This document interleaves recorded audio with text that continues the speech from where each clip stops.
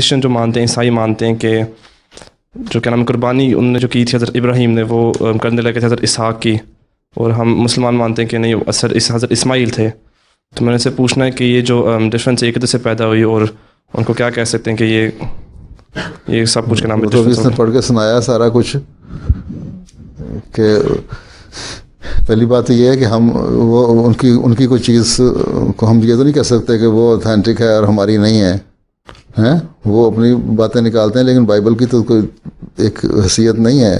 قرآن کریم کی تو ایک حیثیت ہے، ابھی تک محفوظ چلا آ رہا ہے یہ کلیم. اور قرآن کریم ہمیں یہ بتاتا ہے کہ حضرت اسماعیل علیہ السلام ہی وہ بچے تھے جنہوں نے قربانی دی ہیں. باقی اور پھر وہ خود بائبل بھی کہتی ہے پہلے بچے کی قربانی، تو پہلا بچہ تو اسماعیل تھے ہیں. تو اس لیے وہ جھوٹ موٹ جو مرضی گول مول کر رہے ہیں، بات کرتے رہتے ہیں.